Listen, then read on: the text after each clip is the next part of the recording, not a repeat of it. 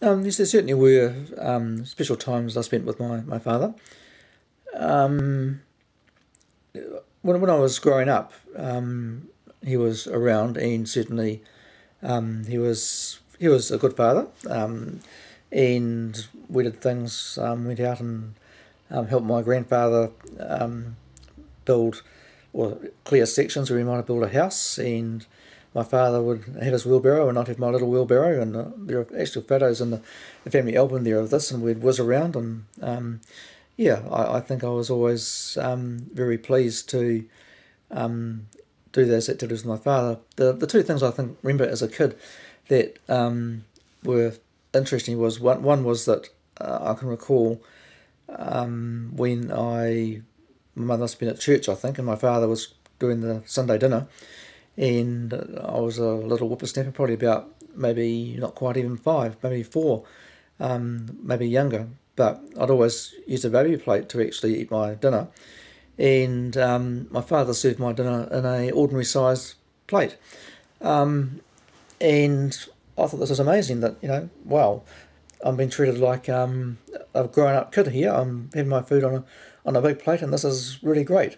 So I can remember that, and my father giving me this big plate of food, and that was just the bee's knees. And I can also remember my mother coming home and thinking, why did you give Dennis that food in the big plate? He has a baby plate. And I think to myself, as I recall, I'm not a baby anymore. I have big plates now. That was pretty good. So he treated me as special, for sure.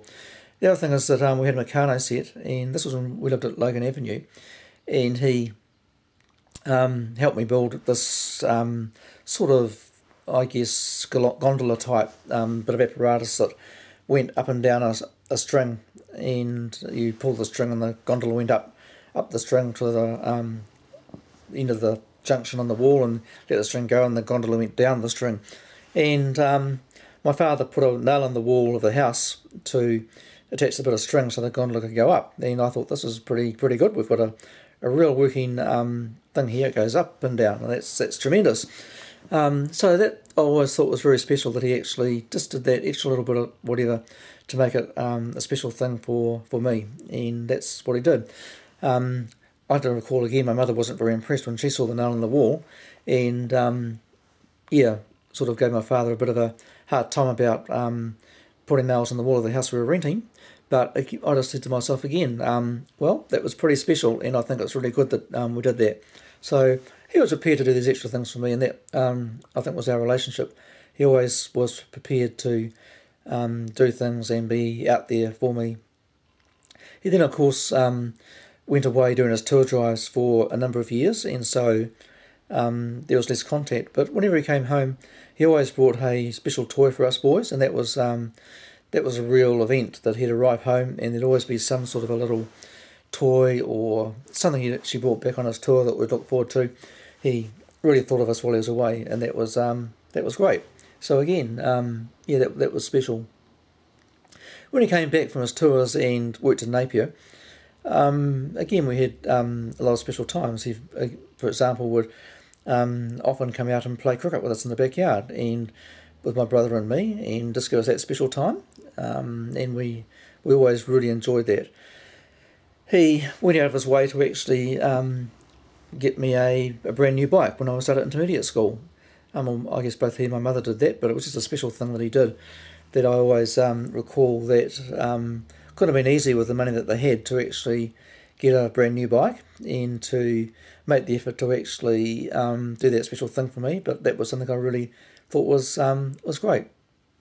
And then we'd often wander backwards when I went to work. I wasn't wandering back, but when I went to work in in Napier, the chemist shop, he was also working for a while in the main city, and we'd often ride home on our bikes side by side, and we'd chat about all sorts of things.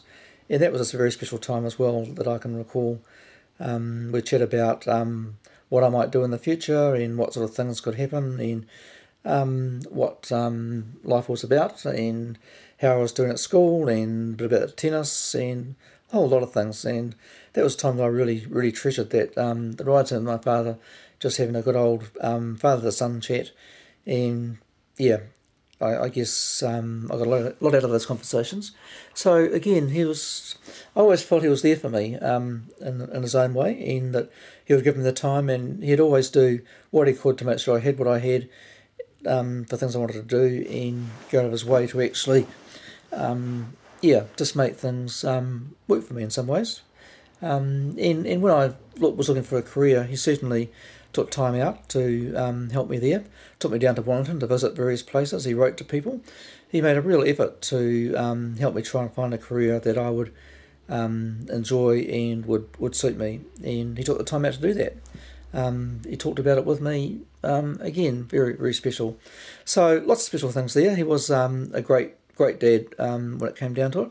And I think he certainly saw me as being, well, he saw both his sons as being special people, and he was prepared and made a real effort to treat us as being special and to help us get through our lives as children and to be there for us. And I always felt right through until he died, really, that he was there for me. He always was, and that probably was the most special thing at all. The most special thing of all. He was always there for me, and yeah. No, you can't get much more special than that. That's very special.